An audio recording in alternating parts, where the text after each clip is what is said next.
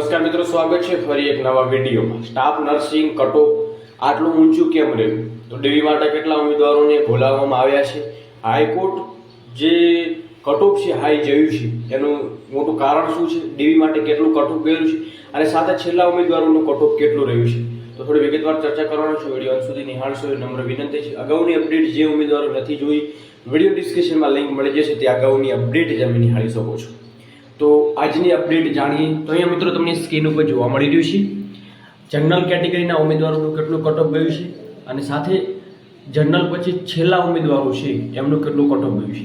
તો જનરલ કેટેગરીની વાત કરીએ તો 190.75 જેટલું કટઓફ છે એ પ્રથમ ઉમેદવારો છે, પહેલા નંબરના ઉમેદવારોનું ગયું છે, જે જનરલ છે, જે એસસીનો ઉમેદવાર છે, જે તમને અહીંયા જોવા મળી રહ્યો છે। સાથે વાત કરીએ બીજું દિવ્યાંગ અને વિધવા ઉમેદવારોની વાત કરીએ તો એમનું ફર્સ્ટ નંબર જે જનરલ મેરિટ નંબર છે 2809, જેનું 128 જેટલું કટઓફ જોવા મળી રહ્યું છે। જ્યારે છેલ્લા ઉમેદવારોની વાત કરીએ તો છેલ્લા ઉમેદવારોનું 126 જેટલું કટઓફ છે એ 3141 ઉમેદવારોનું જે મેરિટ ક્રમાંક નંબર છે એ ક્રમાંક નંબર પણ 126 જેટલો કટઓફ ગયું છે।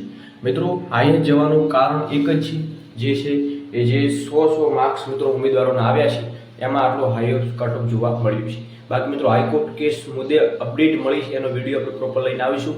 તો શું અપડેટ છે એની વિગતવાર જાણવા ખાસ ચેનલ પર નવા છો, ચેનલને જરૂર સબસ્ક્રાઈબ કરશો, જેથી અપડેટ જોવા મળે। જય હિન્દ, જય ભારત।